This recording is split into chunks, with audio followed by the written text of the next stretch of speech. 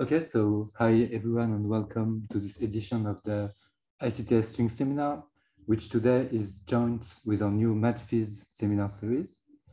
So today we are very happy to have Shu-Heng Shao from Stony Brook, who will tell us about non-invertible symmetries from higher gauging.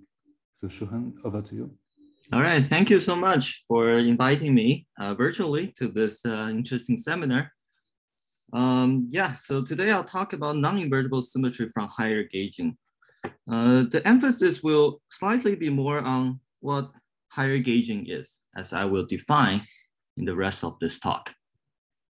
And before I start, let me just say that please feel free to interrupt me anytime if you have any question.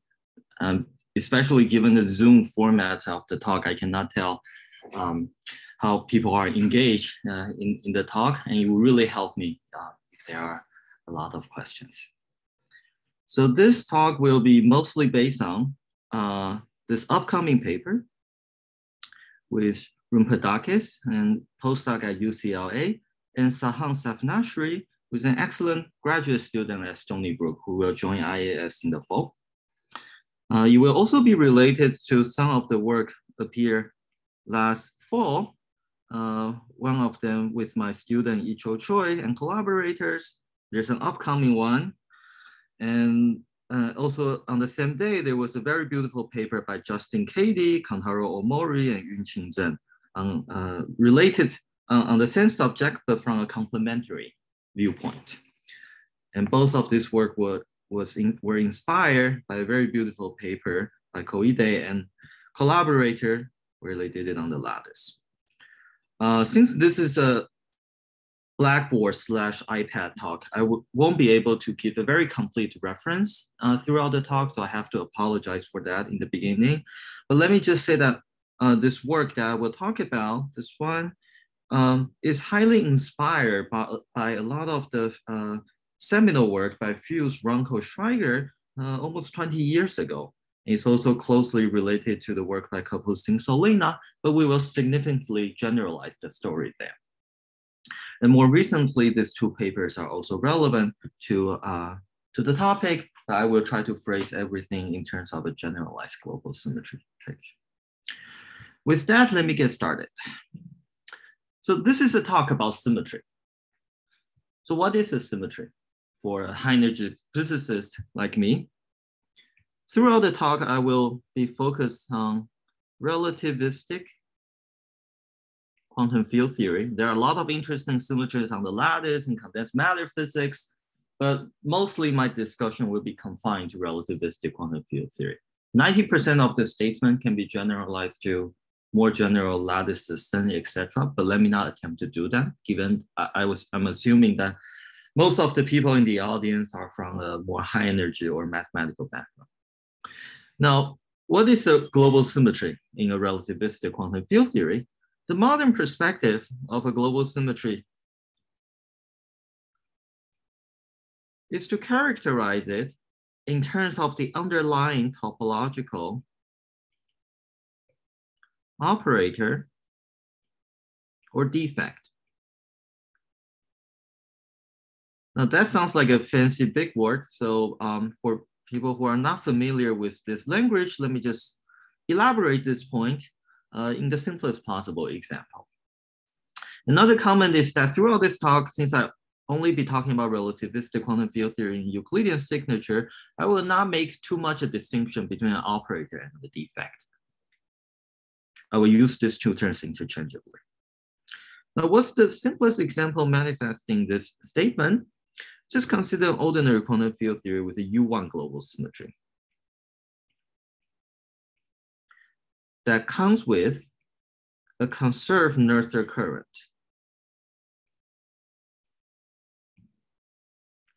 By conservation, it means this equation. Given a conserved Noether current, then we can build a unitary symmetry transformation operator supported on some codimension-1 manifold in spacetime.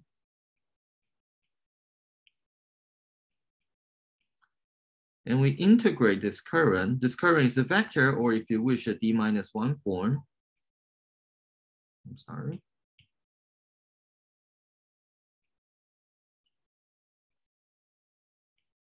All right, so let's unpack this formula a little bit. We have a vector that obeys the conservation equation. We can therefore integrate it on any codimension one manifold in space-time. So here D is the space-time dimension.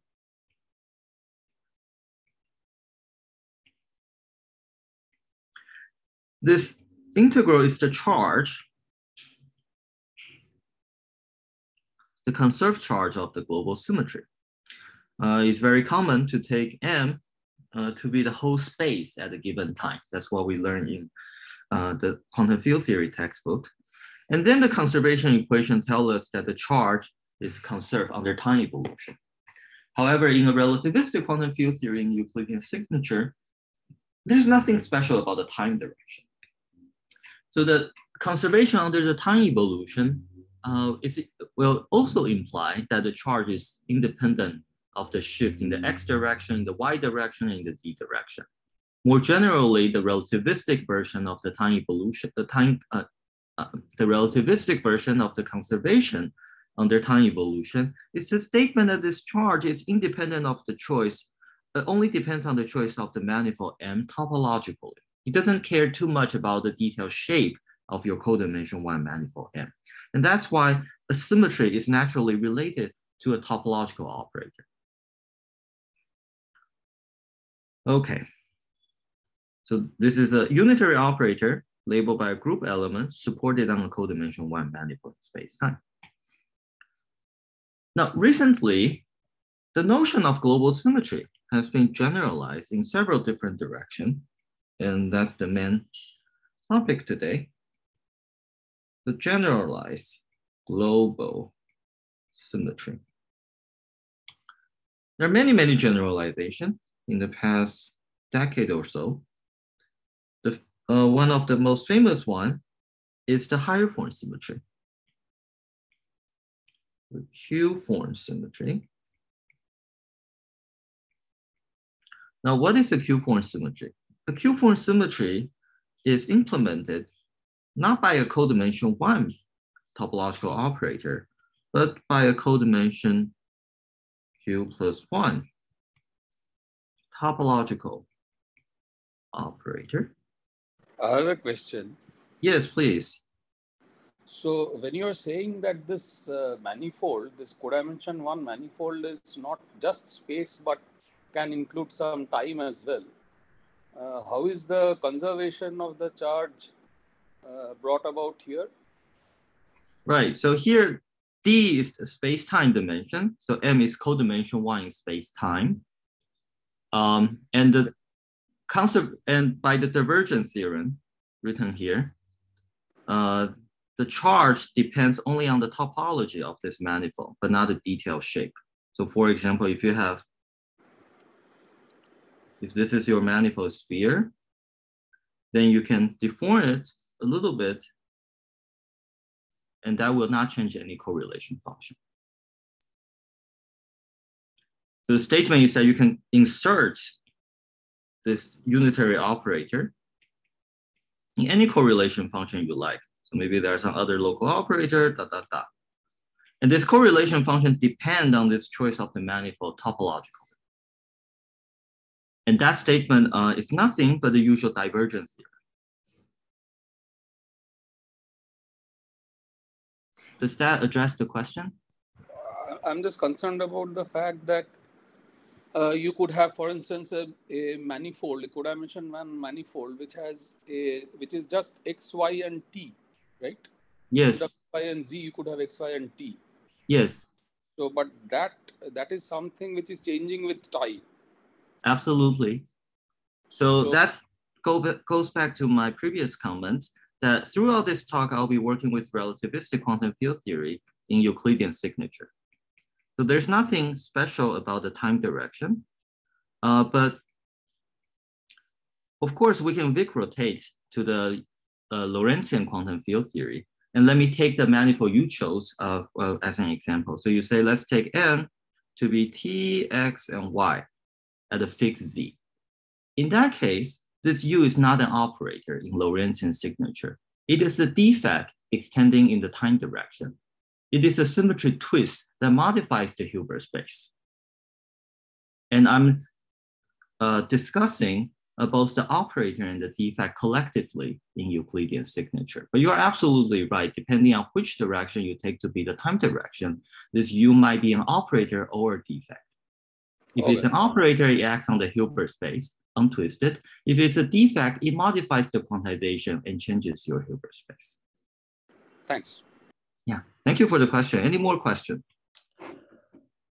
Yes, may I also ask a question? Yes, please. So here, thanks to the U1, thanks to the continuous conserved current, you can prove that this operator is actually invariant under the smooth variations of the manifold.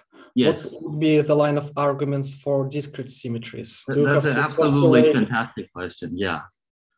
Yes, yes, thank you. So I would say in relativistic quantum field theory, for discrete symmetry, my definition is in terms of the existence of such topological operators.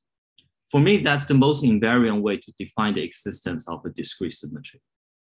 Of course, in explicit models with the Lagrangian, you can check that the Lagrangian is invariant under some discrete symmetry transformation. But in a complete abstract and invariant way, I would take the existence of such a topological operator obeying some set of axioms to be the definition of having a discrete symmetry. Now, the details of those definitions and axioms satisfy the topological operator might depend on the space-time dimension, might depend on what kind of tangential structure you endow this manifold with. But to zeroth order approximation, that will be how I define a discrete global symmetry. I see, thank you. Yeah, thank you.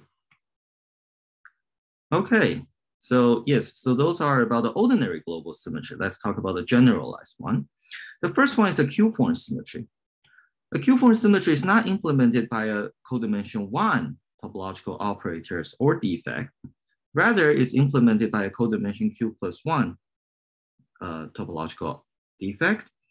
So let me write the codimension here.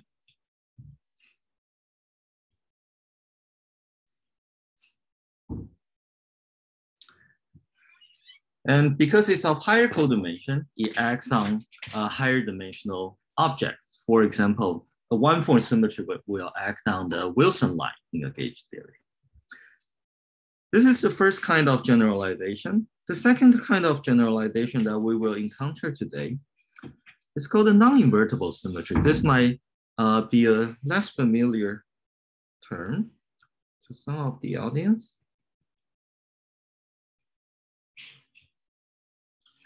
What is a non-invertible symmetry? A non-invertible symmetry is implemented by a topological operator, U, but U doesn't have an inverse. So for an ordinary symmetry or for an ordinary Q-form symmetry, it's always labeled by a group element G.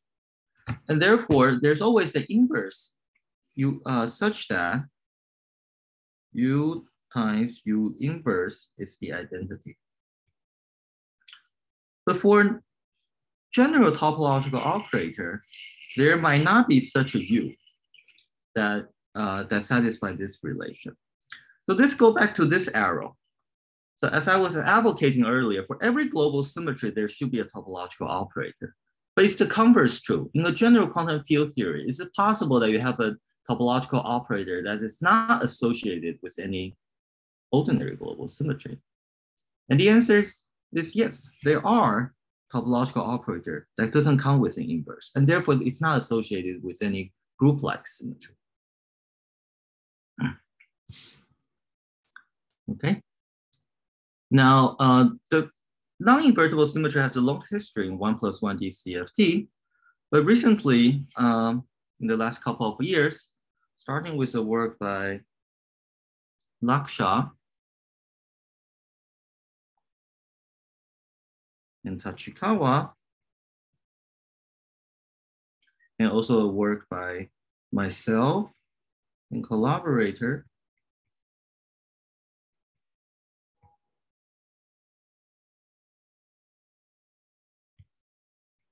it has been advocating that all these non-invertible topological operators should also be viewed as a generalized global symmetry.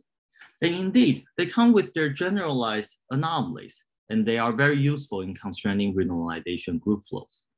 In this work, we have derived various non-trivial constraints on the strongly coupled dynamics in 1+1D. I have a question. Yes, yes. So when you are saying that it doesn't have an inverse, yes. Suppose you have this u theta, and you just say u instead of I theta, you have minus I theta. Wouldn't that act as the inverse? Oh, that's right. So sorry, I should have separated these two discussions more. This is for U1 global symmetry. Okay. Here I'm talking about some generalized version of the ordinary symmetry. And precisely for the non-invertible symmetry, it's not labeled by a group. So you see, I didn't write any subscript here.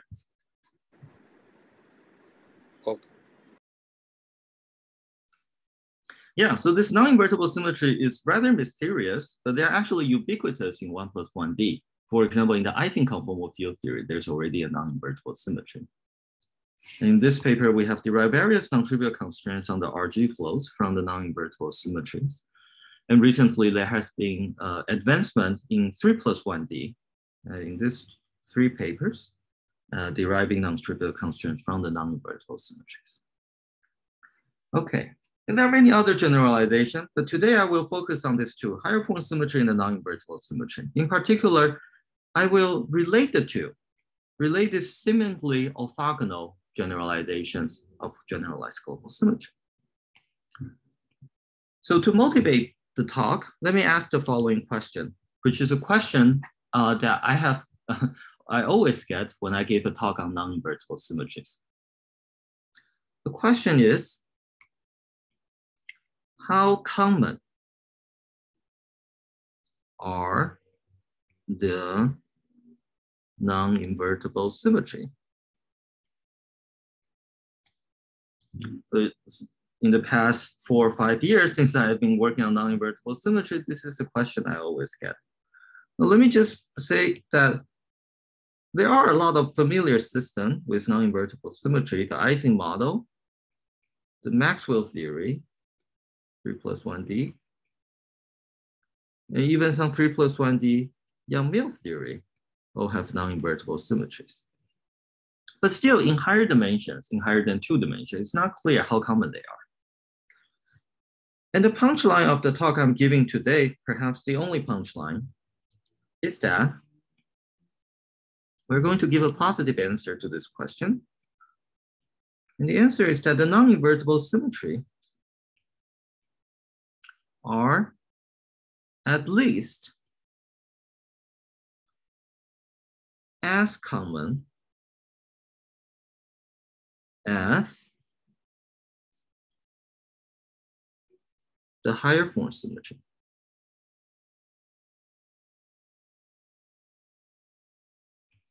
I have to add a parenthetical comment, which please feel free to ignore. But if you're really rigorous, then you should also add non-anomalous. But don't care, you don't have to worry too much about this parenthetical comment. So what do I mean by this? This is the only punchline of the talk. What I meant by this is that in a fixed quantum field theory, if it has a higher form symmetry,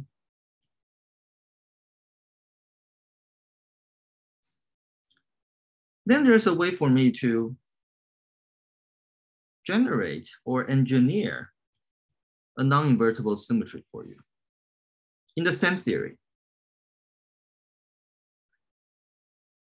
You can think about this non-invertible symmetry as some kind of descendant of the underlying higher form symmetry, but it's an inevitable consequence of the higher form symmetry.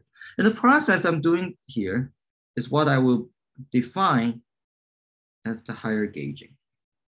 Okay, so far this sentence is completely mysterious. I don't expect you to find it illuminating, and that's the rest of the talk will be about. All right. Sure. Yes. I think you can make a much stronger statement here. You can say that they're as common as lower dimensional TQFTs. That's an excellent point. That's an excellent point. So you are right that in any fixed QFT, you know, just insert the lower dimensional TQFT as a defect, right? That's not generally non-invertible. However, if you just insert a decoupled TQFT, that's generally not going to act on any of the operators in your theory. But so, for example, if you have a gauge theory, then yes. you take a lower dimensional QFT with that global symmetry, and then you can gauge it to couple it to that gauge theory. That's right. That's right. So you can also engineer it that way. But the way the way that this non-invertible symmetry obtained from higher gauging, they will have a natural action on the observables in your quantum field theory. Mm-hmm. Yeah, so that's the thing I'm going to talk about. Okay. But you're absolutely right. I mean, you can just take a decoupled TQFT, or in some cases, you can couple the lower dimensional TQFT to your higher dimensional, to your bulk system. And that generally will also give you non-invertible symmetry. Yeah. Completely. Thank you. Yeah, okay. Okay, so in the now I'm going to introduce what higher gauging means. But before I talk about higher gauging, I should talk about the ordinary gauging of the Q-form symmetry.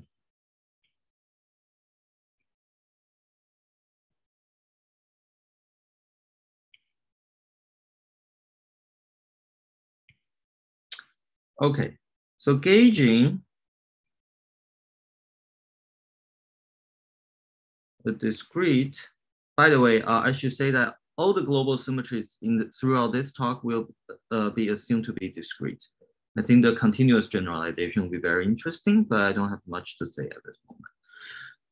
So what does gauging a discrete global symmetry in the whole space-time? That's what we usually mean by gauging. Well, as usual, when we gauge, if we gauge a continuous symmetry, we path integrate over the continuous gauge field. But for discrete symmetry, the gauge fields are discrete, and therefore we sum over the discrete gauge fields, which are in the cohomology class of our space-time manifold X. All right. But here we are using a Q+1 form discrete gauge field because I'm talking about gauging a Q-form symmetry. I'm going to assume all of my manifolds to be oriented, and then I can freely use the Poincare duality to rewrite it as sum over defects, but now in the homology class.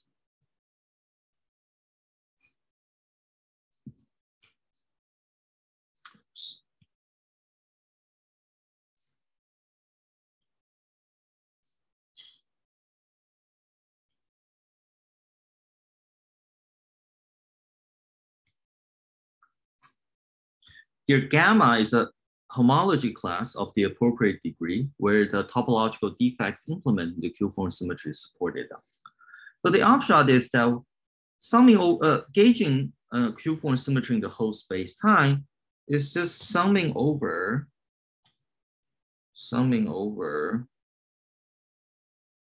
insertions of the codimension Q+1 topological defects. Okay. Now, I hope this statement is not too controversial because let me just demonstrate that in the simplest possible case. Let's consider 1+1D quantum field theory. And let me take a Z2 zero-form symmetry, the ordinary Z2 symmetry, and gauge it. Now, what does it mean to gauge a Z2 symmetry in 1+1D? That's just a familiar orbifold. In orbifold, what do we do? In orbifold, let's say we are doing this on a torus. then we sum over, so on the torus, we sum over all possible insertion of the Z2 twist.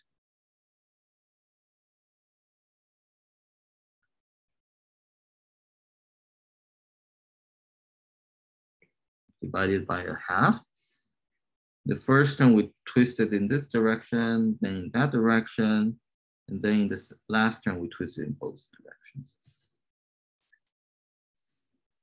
So this is the simplest case of gauging, where you just sum over all possible insertions of your Z2 twist.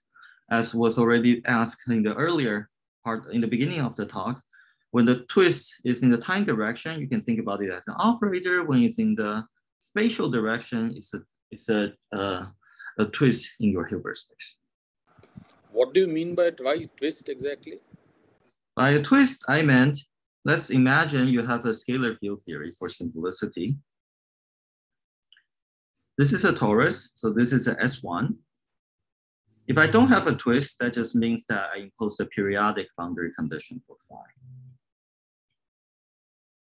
But if I do have a twist, then that means as I go along the circle, I flip the sign of phi.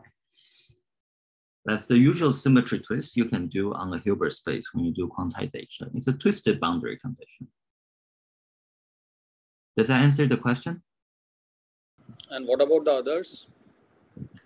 This is an operator.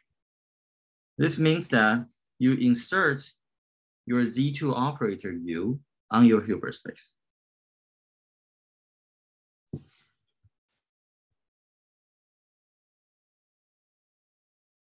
And the other one, T2? That means you insert the Z2 operator on the twisted sector.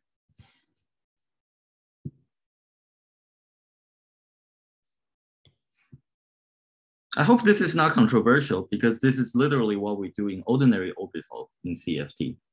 The first two terms project to the Z2 even sector of the untwisted sector. The last two terms project to the Z2 even sector of the twisted sector. And the orbital theory is the sum of the Z2 even operators from both the untwisted sector and the twisted sector. Why can't the trace U mechanism be implemented by some boundary conditions as you have done for the others? Sorry, I didn't understand the question. Can you say again? The second one, you are saying that you are doing it by some twist, by some trace over some Yes. U. Yes. Why can't it be done using some sort of boundary condition? Oh, you could. But here I'm adopting a Hamiltonian point of view. I have already assumed this is the time direction, this is the space direction, and therefore this is an operator. If you insist to do it in Euclidean signature, you can interpret this term and this term on the same footing, and then that expression will be related to the one I'm writing here by a Poisson resummation. So it would amount to some anti-periodic boundary condition for in the time direction or something? That's correct, in Euclidean signature. Okay. And the two are related by Poisson resummation. Does that answer the question? Oh, yes, please. Sorry. Yeah, just out of curiosity, there is a known duality in many cases between Chern-Simon's theory in 3D and rational conformal field theories, including Yes. orbifold. So can we interpret this gauging of a one-form symmetry in terms of inserting Wilson lines in Chern-Simon's theory? Summing over insertions of the Wilson lines in Chern-Simon theory, yes. Yeah. Okay. So the short answer is yes. All right. I see. In this example, I'm just reviewing the ordinary Z2 orbital in 1+1D.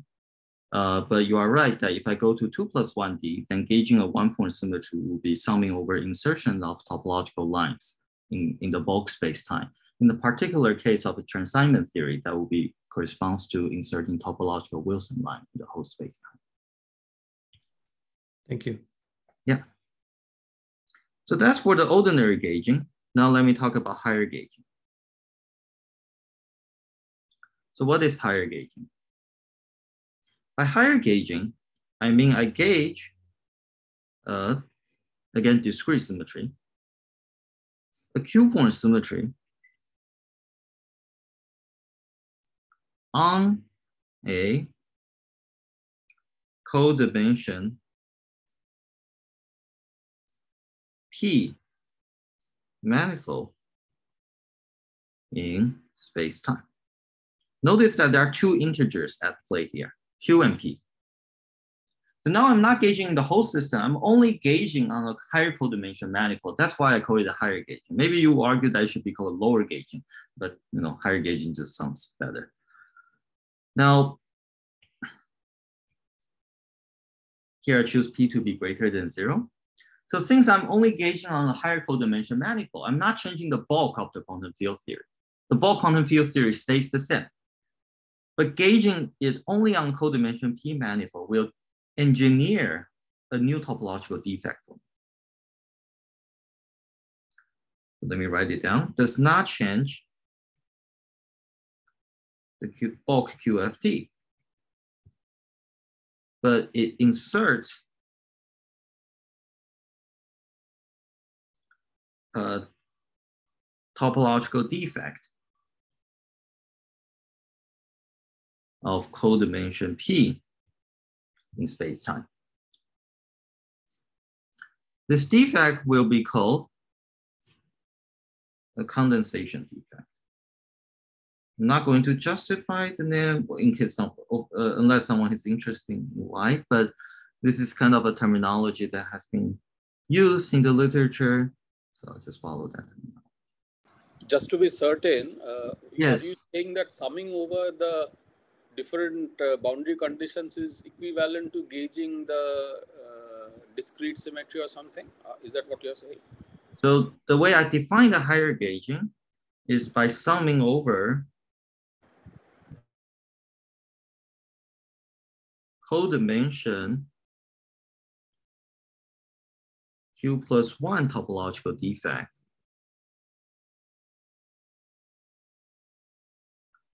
over codimension p manifold in space-time. So I'm working in a completely Euclidean picture.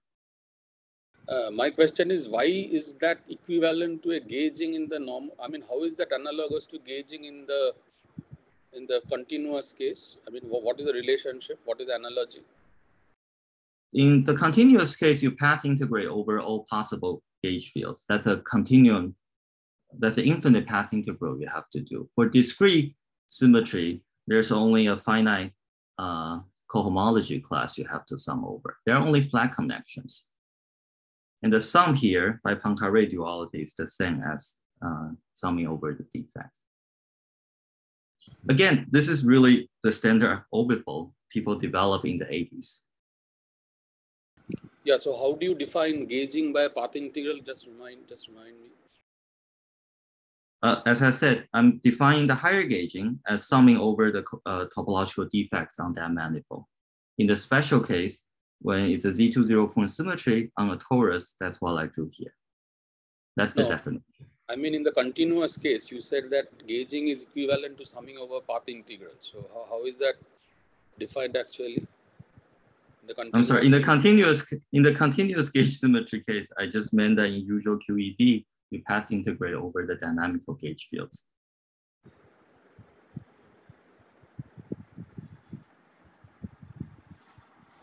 I'm not saying anything deep. I'm just saying that in QED, when we learn in textbook, the gauge field is dynamical and you have to path integrate over it.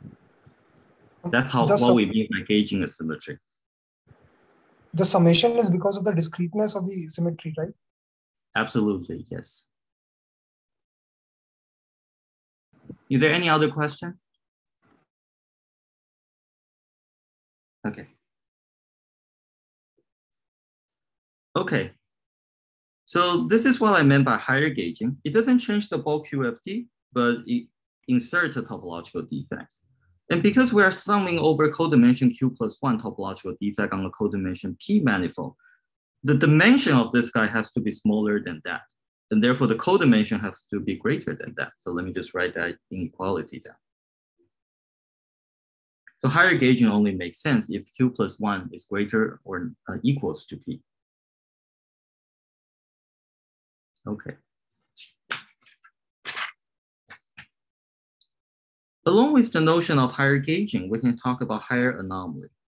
And by anomaly, throughout this talk, I always meant 't Hooft anomaly, meaning that it's an obstruction to gauging the global symmetry. A Q-form symmetry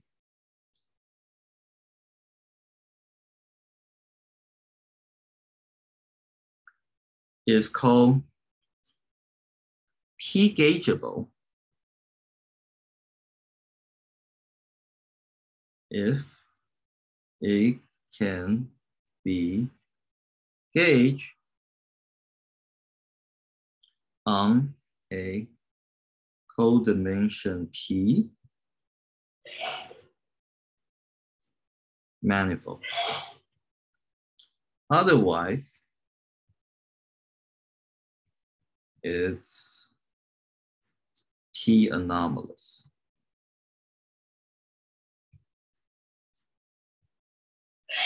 And in particular, zero anomaly is the usual 't Hooft anomaly,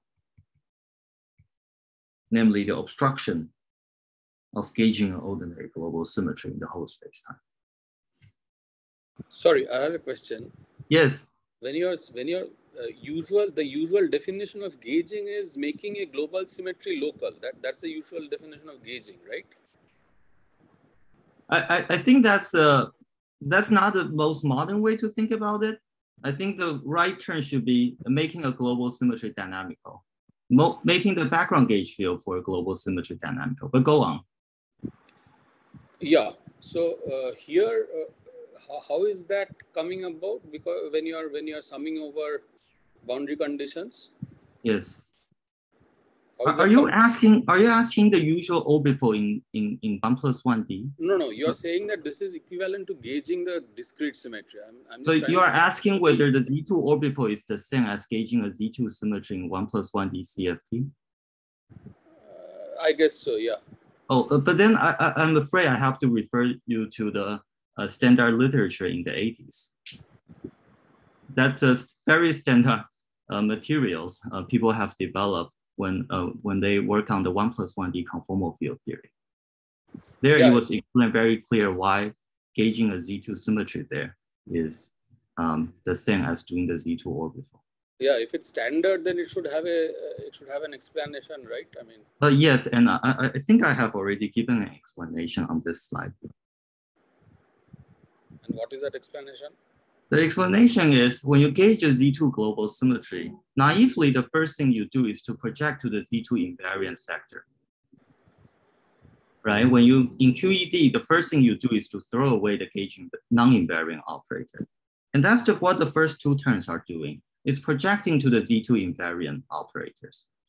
However, as was already well known in the 80s, that's not enough when you do gauging, when you gauge a discrete symmetry in 1 plus 1D. You also have to introduce the twisted sector operator.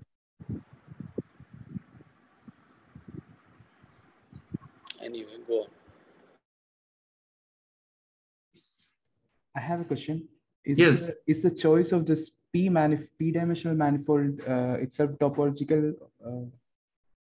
So yes, so here, because everything is discrete, when you do the higher gauging, you end up with a topological defect. So in the end, the choice of the P manifold is completely topological. Thank you. Yeah.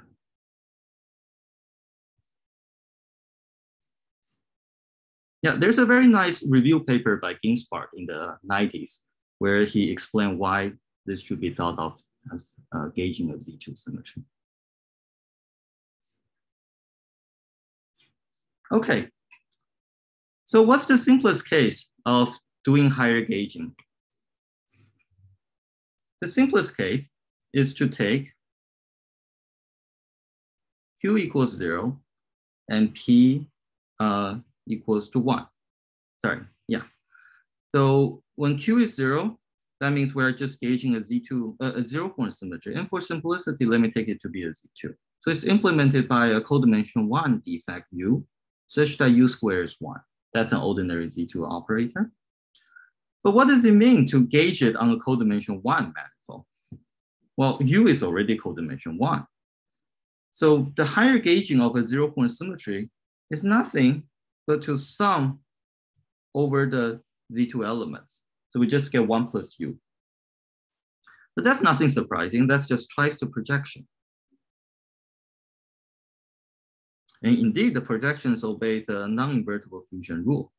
But we're never surprised by it because we know the projection is made out of the Z2 symmetry operator. In that sense, the projector is not simple. And that's true whenever the inequality is saturated. So from this point on, I will only talk about the case when there's a strict inequality. In those cases, we will get the non-simple topological defects from higher gauging. Okay, so in this talk, I will talk about the simplest possible case of higher gauging. We'll be working in 2 plus 1D with bosonic quantum field theory. I'm going to choose Q equals 1 and P is 1 as well. So let me just prove to you that the inequality is still obeyed. And in our upcoming paper, we consider very general one-form symmetry. But in this talk, I will only focus on gauging a Z2 one-form symmetry.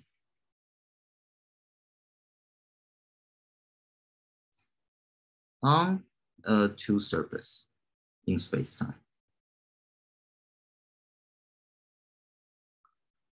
And the outcome is a 2-dimensional condensation defect. So the condensation defect S now supported on a 2 manifold.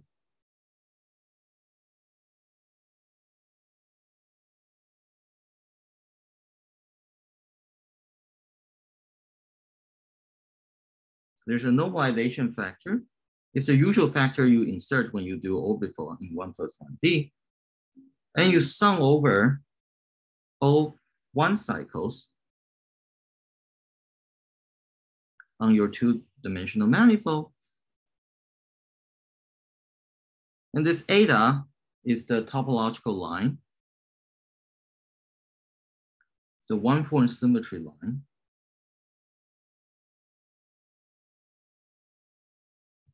That implements the Z2 one-form symmetry. So this is the definition of the condensation defect. It's a surface defect.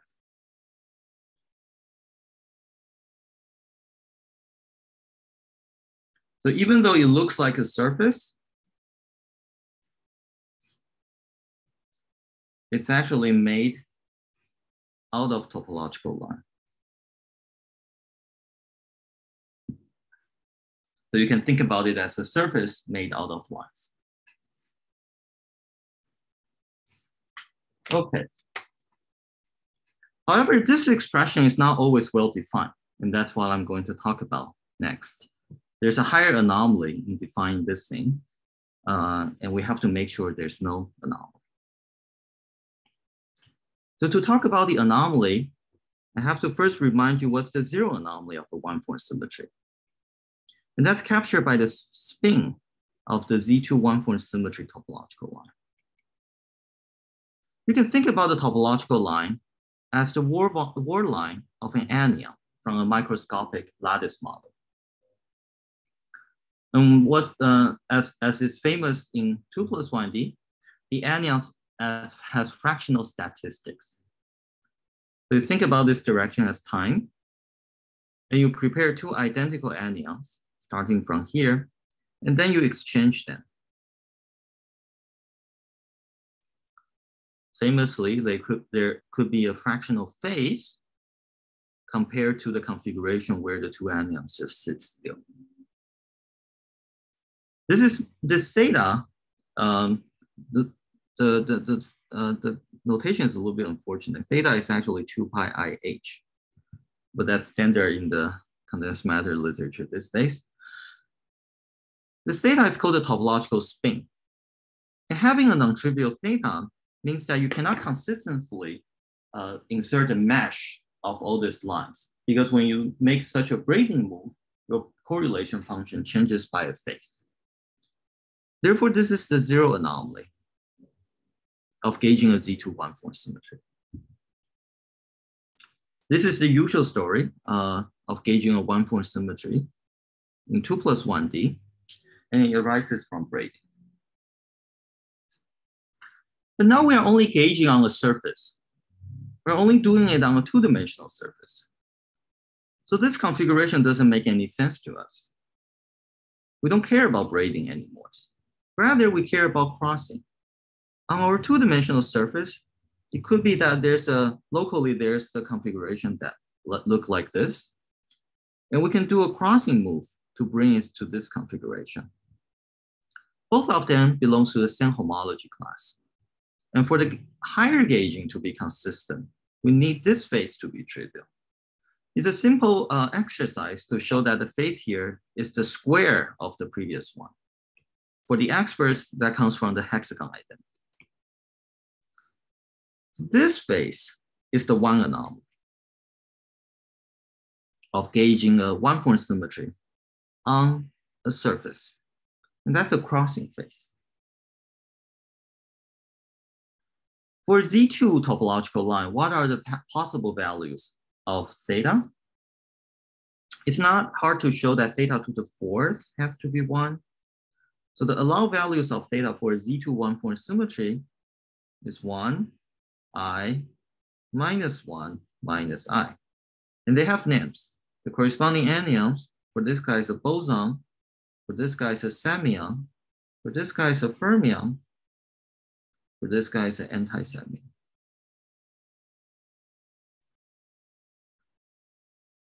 For the Z2 one-form symmetry to be zero gaugeable, namely for it to be free of the usual two-proof anomaly, then only the boson is free of the usual two-proof anomaly. The others, since they have non-trivial braiding, they are not zero gaugeable.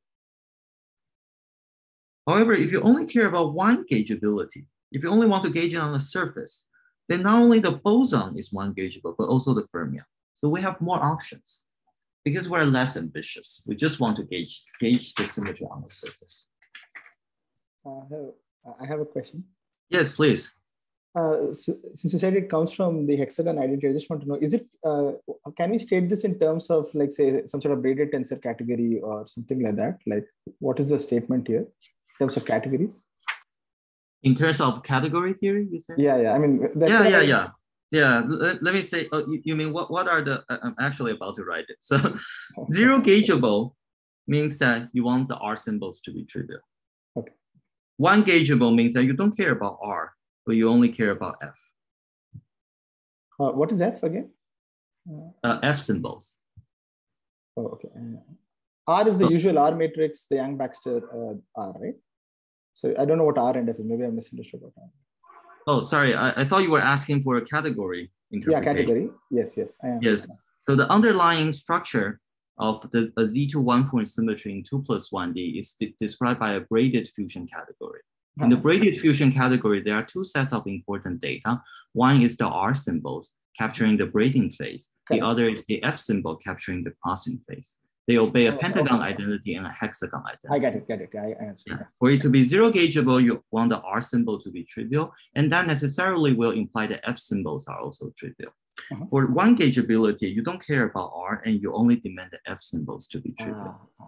This is the F, this is the R. Okay, yeah. Thanks. All right. Okay, so from this point on, I will only focus on one gaugeable Z2 one-form symmetry. And that means my theta, the spin, is either 1 or -1. It's either a boson line or a fermion line. Now we can revisit this formula, this condensation defect formula, and see what it looks like. For simplicity, I'm going to take the two manifold to be a torus. So I have A cycle and B cycle. Let me just plug in the definition. I have a 1/2, 1 plus eta A plus eta B plus eta A plus B. Notice that this formula is very similar to the famous Z2 orbital formula in 1 plus 1 DCFT. But now the interpretation is completely different. Here we have a surface defect that's made out of the superposition of line defect on the surface. The only subtle term is this term. What is this term? This term is that you insert the Z2 line on the A plus B cycle. Now applying the braiding rule, this one, you can rewrite this guy as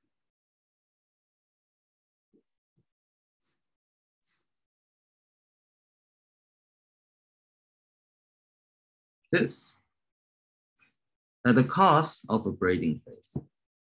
What is this? This is theta eta B, eta A. More generally, you get an interesting non-commutative algebra. Eta on the sum of the one cycles on the two manifold is theta to the gamma gamma prime, eta of gamma prime. For people who have this structure is known as the quantum torus algebra. It has appeared in many different contexts in math and physics. For people who have worked on 40 equals to 2 BPS state, this is actually a quantum torus algebra appearing in that context. I don't know the connection, but it's the same math. But now we are ready. So the punchline is that this term is theta eta B, eta A. In the Z2 case, this happens to be the same as eta A, eta B. Theta inverse to be more precise, but since theta is at most a sign, these two are the same. And now we are ready to compute the fusion rule of S. When it's a boson, we put +1 over here. And you find that S times S is 2S. Very much like a projection algebra. If you work a little bit harder, on a general two manifold, this is the answer you get. S sigma times S sigma is square root of H1 sigma Z2 times S of sigma. Naively, you expect a number under the fusion rule, but you get a function that depends on the choice of the manifold. And what is this object? This is actually the partition function of a 1 plus 1 DZ2 gauge theory. So to conclude, what do we get here? When theta is the boson, when we start with a non-anomalous Z2 one-form symmetry, a boson line, we end up with a non-invertible fusion rule for the surface, for the condensation surface, where the fusion coefficient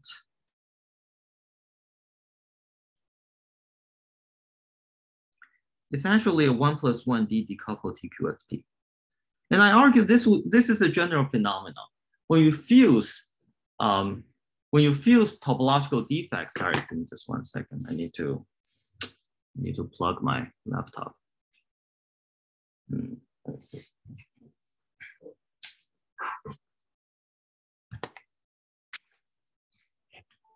Sorry for the interruption.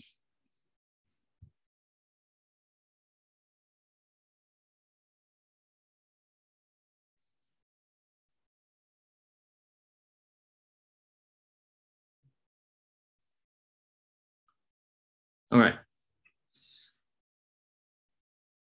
Oh, can you make I just joined with my iPad through the internet. Can you make my iPad also a co-host? Sure, I'll do it. Sorry about that. I thought my laptop battery can survive the whole talk. Now I have to plug it. I only have one wire. All right, thanks so much. Sorry about the interruption. Can I ask a quick question? Yes. This is the perfect timing. Yes. Yeah. So I'm a little confused about the terminology non-invertible. So there's a notion of invertible and non-invertible TQFTs, right? So no. So it's related but not the same. here S is a defect in a bulk quantum field theory. The bulk quantum field theory need not be topological. It could be QED, it could be Maxwell. But it's a statement that the defect in a QFT is non-invertible. Right. So, but is there something like observables built out of topological defects? Do they obey the rules of a QFT? And is there some special property about that TQFT that you're trying to describe? So for the ordinary global symmetry, then you are just asking what are the axioms for an ordinary global symmetry. And indeed, there's a full set of axioms that I didn't get a chance to go over in this talk. But in particular, here I'm only talking about the fusion data. But there could be more interesting data, such as the crossing data that we briefly discussed here. But yes, the short answer is yes. And the full axioms and rules depend very much on the dimensionality. I see. Okay. Yeah, I can give a whole lecture on that, but today I just give the minimal data to get to the punchline. Okay, thanks. Thank you.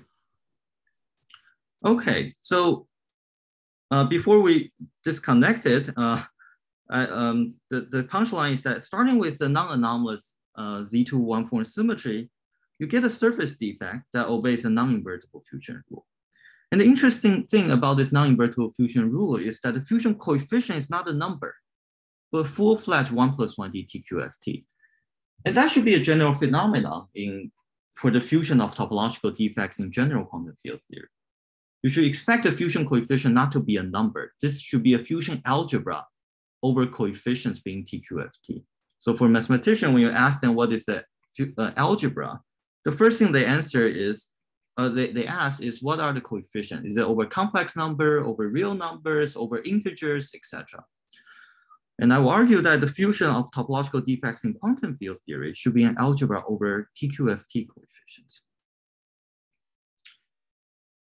What about the other case when it's a fermion? Then we put a minus sign over here, and that makes all the difference. It's a simple one-line algebra to show that in that case, you get a Z2 zero-form symmetry. Okay. So I have maybe 2 or 3 more minutes because we started a little bit late. Yes, actually, how much minutes would you need? Not much. I want to mention some outlook and connection to previous work. So, maybe 5 minutes more than enough. Okay, then please go on. Okay, I'll wrap it up now. Okay, so I just demonstrated for you that starting with a one-gaugeable Z2 one-form symmetry, which can either be a boson or a fermion, you either get a non-invertible fusion rule or you get a Z2 zero-form symmetry.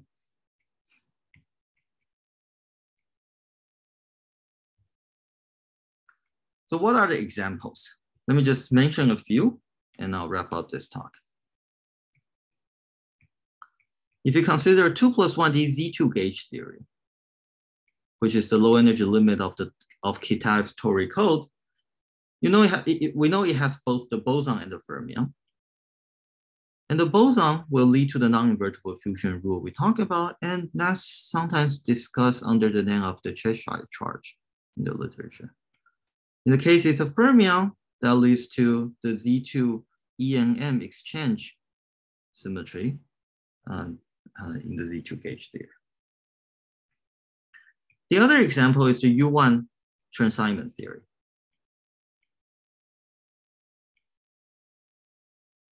In that case, you start with the Z2N one-form symmetry, but only the ZN's one-form symmetry subgroup is one-gaugeable. And then you get an interesting algebra. Let me just write it here. Actually, let me not do that. I'll do it later. And this then reproduced the algebra by Fuse et al. 20 years ago, and the one by Kapustin-Solim.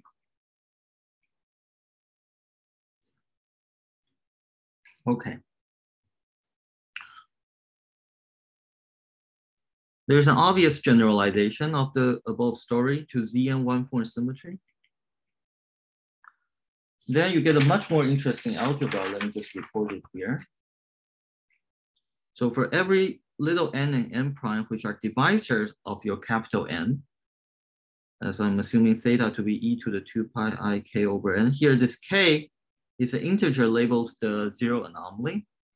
Then you get the interesting algebra takes the following form.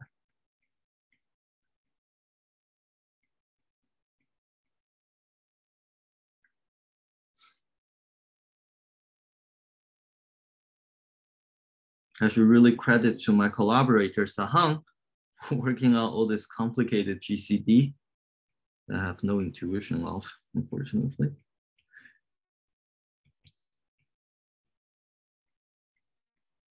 All right. So given a Zn one-point symmetry, you can take any Z little n subgroup and consider its condensation defect. And they obey this generally non-invertible fusion rule. Here, this Z stands for ZGCD gauge theory, 1 plus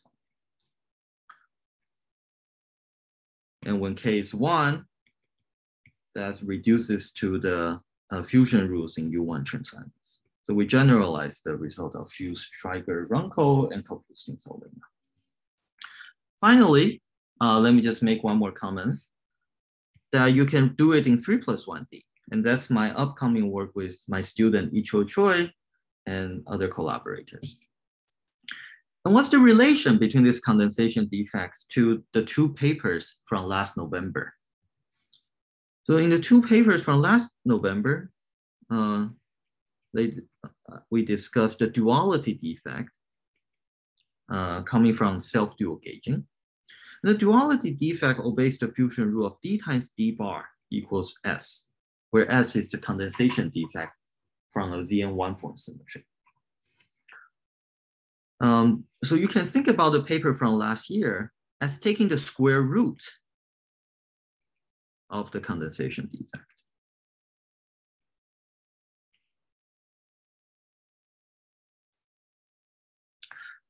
The square root always exists, but generally this D is an interface between the original quantum field theory and the one with its one-form symmetry being gauged.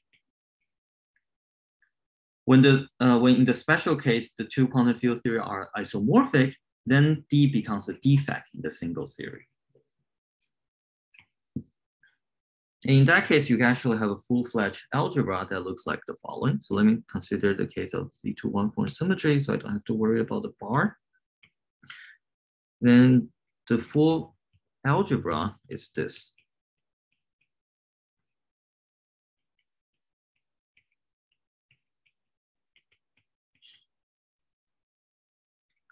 Where the Z20 here is a 2 plus 1D untwisted Z2 gauge theory.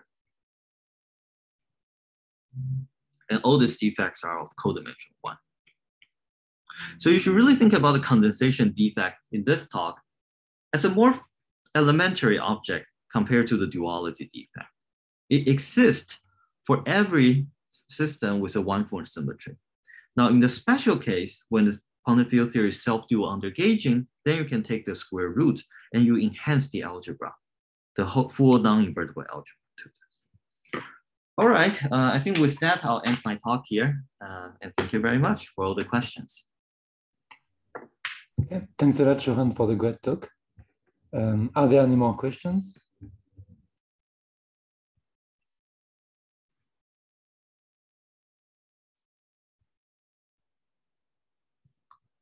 I have a question. Yes. In general, so say for example, I think for gauge theories, there is a one form of symmetry associated to the center of the gauge group. Right. Now, for what values of P is that p-gaugeable? Is that? So yeah, no, that's a good question. So it depends on the dimensionality. And let's say you are in 3 plus 1D. Mm-hmm. And let's say you work with theory with fermions. By that, I mean, let me not work with non-spin manifolds, just to simplify our lives.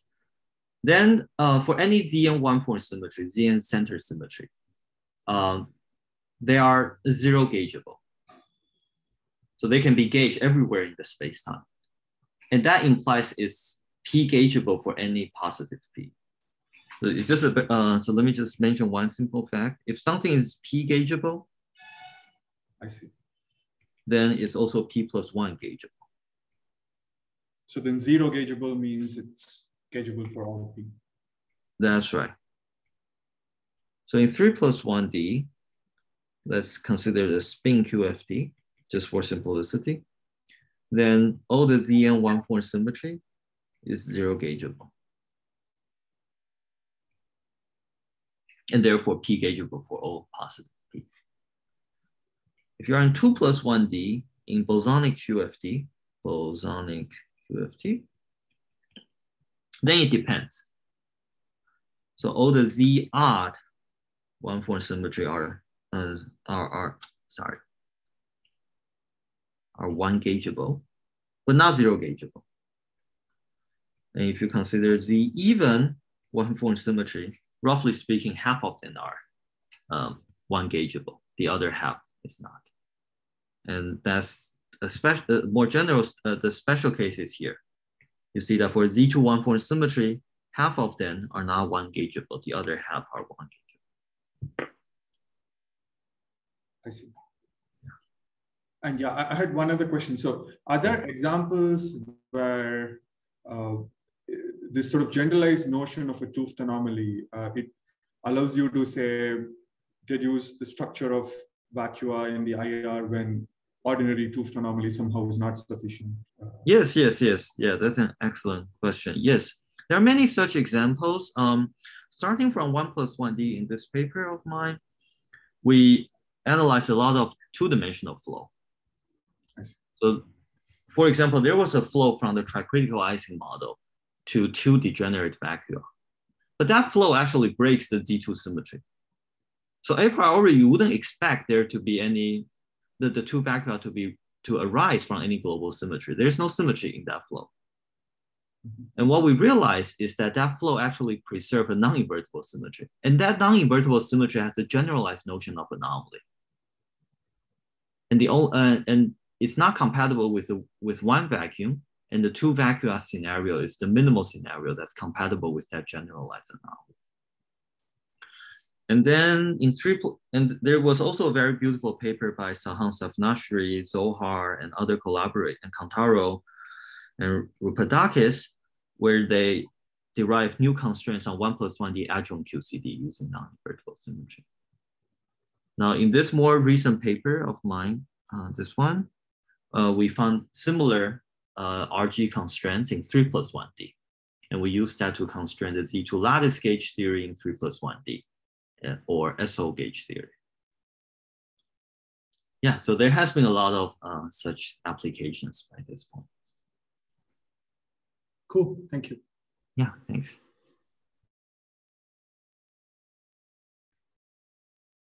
And so here you focus mostly on the discrete symmetries, but do you expect something similar for continuous ones?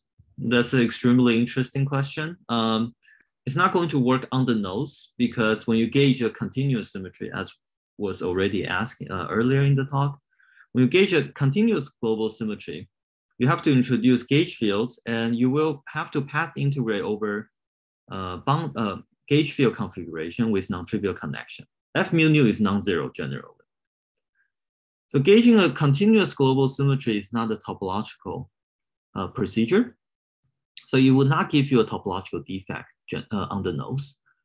But I suspect there's something similar one can do. I just haven't figured out how. That's indeed very interesting. I see, thanks. Yeah. Not even for some Chern-Simons kind of actions. What do you have in mind more specifically? Like, I mean, like continuous gauge symmetries, but like you consider the Chern-Simons version or something, like not the F-square kind of. Right, that would the place that's the place I would start thinking about this question. So yes, you can do that, but generally when you gauge a U1 symmetry, even in TQFT, you change the chiral central charge. So it doesn't lead to a topological interface or topological defect. There was a paper recently by a group of condensed matter physicists discussing gauging U1 symmetry in TQFT. As far as I can tell, I cannot generate topological defect at this point, but that's something I've been actively thinking about. But that's a very good question. I don't have a straight answer yet.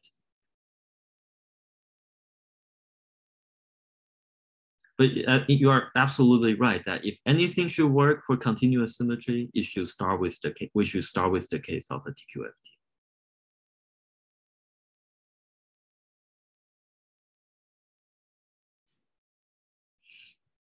And Hi, oh, sorry. Sorry, go ahead. No, please go ahead. Okay, thanks. So I have a question about higher groups in this context. So usually we produce higher groups by starting with some mixed anomaly, right? So if we have some mixed anomaly and do a higher gauging, do we expect to get some non-trivial? Yeah, I mean, some non-invertible operators with some non-trivial interaction, some non-invertible generalization of two groups in some sense. Yes. In fact, you don't have to start with a non-trivial two group to get to that. So let me, there's a story here I didn't get a chance to tell you. So since you asked, let me tell you a little bit about it. So even if you start with a Z2 one-form symmetry, and no two group, just Z2 one-form symmetry, then it comes with a bulk line, eta. Let me make some space for me. There's an eta. There's a surface, the condensation surface. There's also one more thing. You can have a condensation surface, but with a line attached, living on it. And together, these three objects form a non-trivial fusion rule. And this fusion rule, you can sort of think about it as a non-invertible two group when it's a boson. So when it's a boson, the full fusion rule is here. Let me just quickly write it. This one we already encountered. Eta is a Z2 line, so eta squared is 1. Eta hat, on the other hand, is this.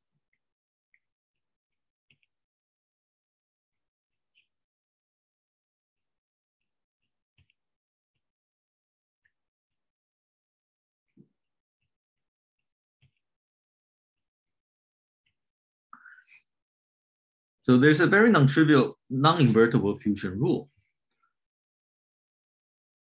It's tempted to say it's a non-invertible two group, but it's actually a trivial two group in the sense that there's a proper Z2 one-form symmetry. And what you ask is very interesting. Maybe you start with a non-trivial two group in the beginning, you might end up with something more intricate. But I just want to make the point that even if you start with a one-form symmetry on its own, already you are generating some kind of two group. And I think two group is not the right word here. I think the right word is that it's a fusion two category. Right.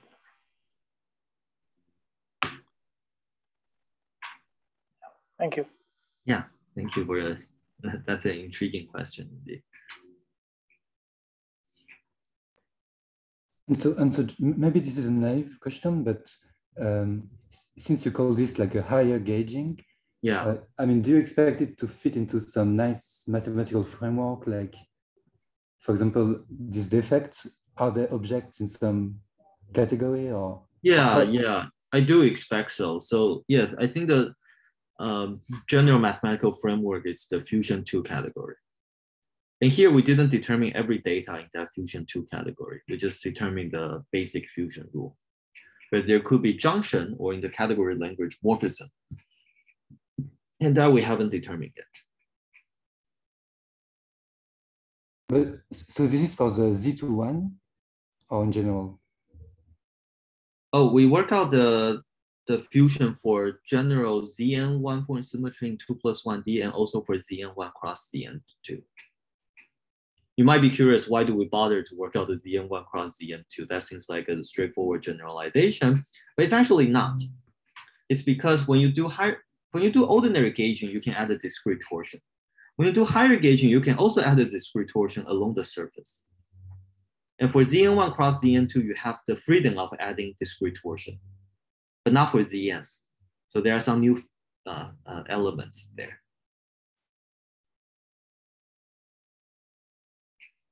Okay, thanks. Yeah. I think the underlying math is very interesting. I'm not that fluent in the category language, but I just want to work everything out from very down-to-earth physics approach.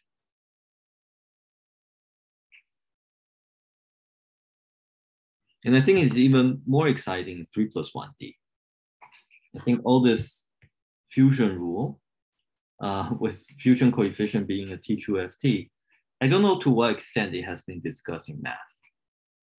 And for all this algebra to be associative, this one is relatively easier, but in our upcoming work, we have some more non-trivial one where the associativity of the algebra is only true when you use non-trivial identities on TQFT. So you really have to know, these are not just some formal symbols. They're physics properties. The physics properties of their partition functions are actually important for the algebra to be consistent. And in 3+1D, it will be a fusion 3 category. And I don't know to what extent that has been defined properly in mathematics. But for me, I just proceed as a physicist. In a lot of examples, we can write down explicit Lagrangians realizing all this algebra. But the full mathematical framework is still beyond me at this point.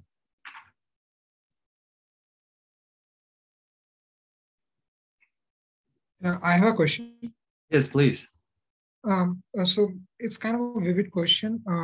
This non-invertible symmetries from higher gauging, what it would imply in sort of abstract kind of way. Can you speak about that for a bit?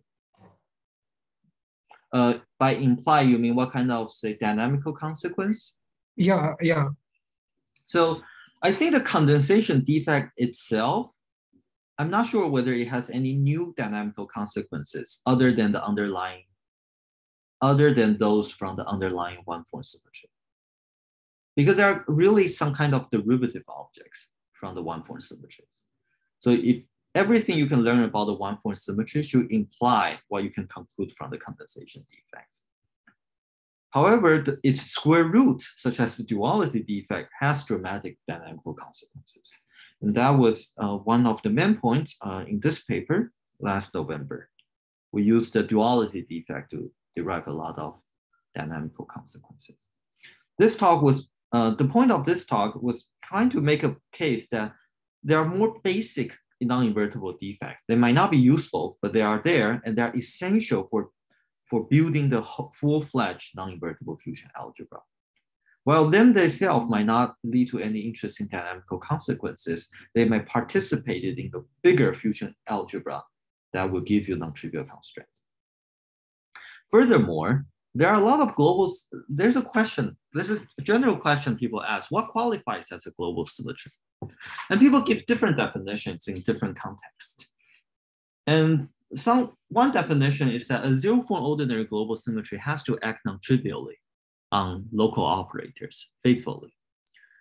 But that condition usually turns out to be too strong because take the charge conjugation symmetry in transassignment theory. It takes A to minus A. That's certainly a good global symmetry, but it doesn't act on any local operator because there is no non-trivial local operator in transassignment theory.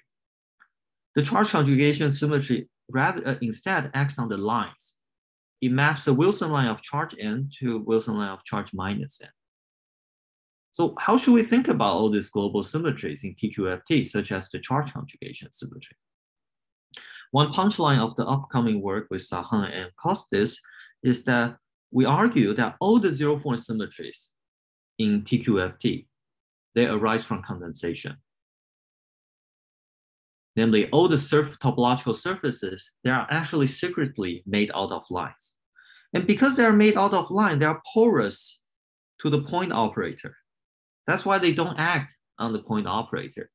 Rather, they permute the lines. So that's another main point of the talk of the project that I didn't get a chance to elaborate on.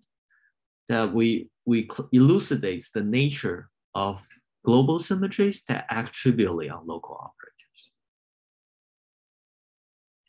Thank you. Yeah, thanks.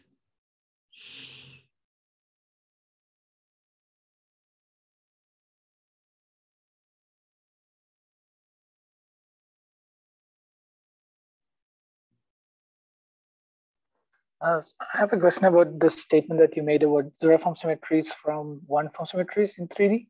Yeah. So in TQFTs, I think we can get all surface operators by condensing anions. Yes. And but I thought that was strictly true, provided that there are no topological local operators. So do we have is there a condition? Sorry. Yeah, I've been talking to condensed matter physicists too often these days. So by 2 + 1D TQFT, I meant those TQFT that do not come with the local operators. Right, so right. More precisely, I mean stable TQFT without local operators in the condensed matter sense. Okay. So Chern-Simons theory would be one example, but BF theory would not. By BF, I mean, right. The two-form gauge theory. Yeah. Right. Okay. Thanks. Yeah.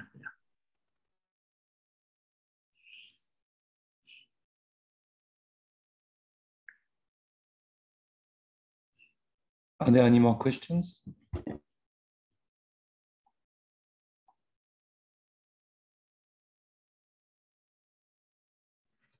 Hi, Shu-Heng. Very nice talk. And very nice. Hey, Michele. Good to see you. Good to see you. Thank you. A very naive question is, you discussed examples of theories in 3D that are not zero gaugeable, but one gaugeable. Mm-hmm. Yes, I think that's a very interesting general feature, that a symmetry can be gaugeable, but not yes. That's right. So the question was, do you have examples in other dimensions? Because for that it was crucial to know the fusion category, right? The structure of the R symbol, F symbol. Well, but if you say the words R symbol and F symbols, then we are in 2 + 1D. Yeah. So you are asking about other space-time dimensions? Like 3 + 1D or 4 + 1D or yeah. Right. So in 3 + 1, if you work with spin QFT, then every one of them, the ZN one-form symmetry is zero gaugeable. So you are already good to go from the top from the get-go, yes. level, from the get-go. You can relax different condition if you consider non-spin QFT. Okay. Then there could potentially be an anomaly, the zero anomaly for ZN one-form symmetry when n is even. And I haven't studied that yet. Okay. So for example, Maxwell theory can realize such an anomaly. And you can ask whether that anomalous one-form symmetry in Maxwell in 3 + 1D. We know it's not zero gaugeable. We know it's zero anomalous, but is it one gaugeable? I don't know. I haven't studied that. That's indeed a very interesting point. Or you can consider ZN cross ZN. Then you have more options. And also I haven't studied that. Okay. I do want to emphasize one thing, which kind of is complementary to the point you just made, that in addition to anomaly, there could also be SPT. And here I did for Z2 one-form symmetry in 2 + 1D. I didn't talk about SPT. That is because on the surface, you don't have any SPT for a single ZN, because H2 is trivial of a ZN. However, if you are getting a ZN one-form symmetry on a 3 manifold, you do have a choice of the SPT, and that's given by H3 of ZN, U1. So even though there's no interesting there's no interesting example of one gaugeable symmetry that's not zero gaugeable, you do have a whole collection of condensation defects labeled by the discrete torsion. So you could have like inflow from the bulk into these defects. That's not what I had in mind. That's not what I had in mind, because here I'm saying that I have a 3 manifold. And when I gauge on these 3 manifolds, I can turn on discrete torsions there. Okay. Yeah. So if you want to do further inflow, you have to go down in 1 dimension more. But but I'm not having that picture. SPT can be used in 2 different contexts. You might be on the boundary, then it's the inflow. Or it's the bulk SPT that you can use to gauge with discrete torsion. Here I refer to the latter, but it's a discrete torsion on the 3 manifold, on the codimension 1 manifold. So you can call it a higher SPT if you wish. It's an SPT on a higher codimension manifold. So it's very interesting. In 3+1D, there's no non-trivial one anomaly, so to speak, because everything is already zero gaugeable. But there are interesting one SPT. In 2+1D, there are non-trivial one anomaly or one gaugeability, but there's no non-trivial higher SPT. Very nice. Yeah. Very nice. Thank you. Thank you. Thank you for the talk. Thanks. Any last question?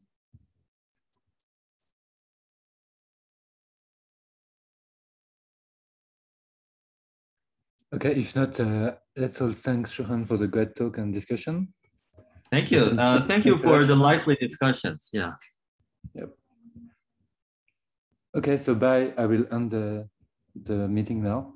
Okay, Bye. thank you, Victor, for the invitation. Yeah, and for hosting this. It's a lot of fun. Thank you. Thanks a lot. Bye.